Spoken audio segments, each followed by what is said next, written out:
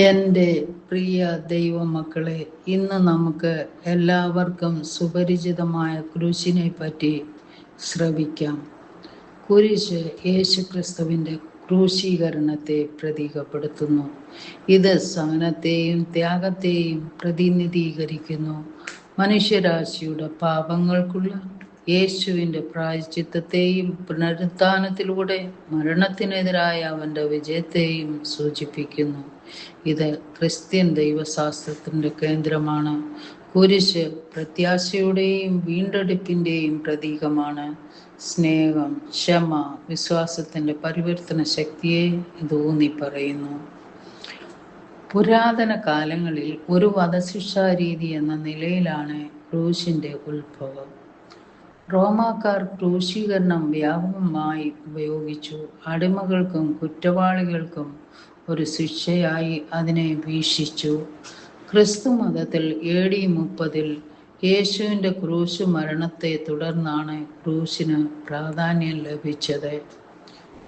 ആദ്യകാല ക്രിസ്ത്യാനികൾ വിശ്വാസത്തിൻ്റെ പ്രതീകമായി കുരിശിനെ സ്വീകരിച്ചു.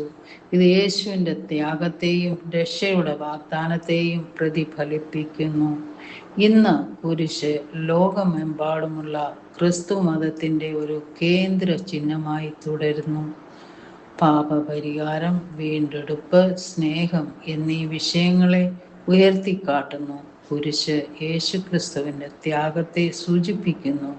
ദൈവവുമായുള്ള അനുരഞ്ജനത്തിന് വഴിയൊരുക്കി മനുഷ്യരാശിയുടെ പാവങ്ങൾക്കായി കഷ്ടപ്പെടാനുള്ള യേശുവിൻ്റെ സന്നദ്ധതയെ ഇത് പ്രതിനിധീകരിക്കുന്നു. ക്രിസ്തുവിൻ്റെ പുനരുത്ഥാനത്തിലൂടെ പാപത്തിനും മരണത്തിനും എതിരായ വിജയത്തെയും കുരിശ് പ്രതീകപ്പെടുത്തുന്നു. വിശ്വാസികൾക്ക് പ്രത്യാശയും നിത്യജീവനും വാഗ്ദാനം ചെയ്യുന്നു.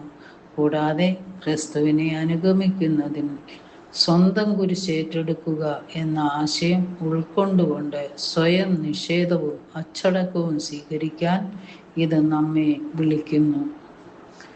കുരിശിൻ്റെ പാതയെ അർത്ഥവത്തായതും ഫലപ്രദവുമായ രീതി പിന്തുടരുന്നതിന് നമ്മുടെ ദൈനംദിന പ്രവർത്തനങ്ങളിൽ ക്രിസ്തുവിൻ്റെ നിസ്വാർത്ഥത പ്രതിഫലിപ്പിക്കുന്ന ത്യാഗം സ്വീകരിക്കുക, ക്ഷമ ശീലിക്കുക, സത്യസന്ധതയോടെ ജീവിക്കുക, മറ്റുള്ളവരെ സേവിക്കുക, വിശ്വാസം വളർത്തുക, നീതി വളർത്തുക, സാമൂഹിക നീതിക്ക് വേണ്ടി വാദിക്കുക, അടിച്ചമർത്തലുകൾക്കെതിരെ നിലകൊള്ളുക, സമൂഹത്തിലെ അനീതിക്കെതിരെ പോരാടുക.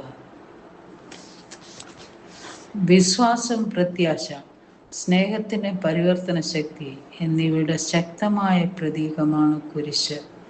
നമുക്ക് വാക്കുകളിലൂടെയും പ്രവൃത്തികളിലൂടെയും സുവിശേഷ സന്ദേശം മറ്റുള്ളവരുമായി പങ്കുവയ്ക്കുകയും പ്രത്യാശയുടെയും സ്നേഹത്തിൻ്റെയും സാക്ഷികളാവുകയും ചെയ്യാം.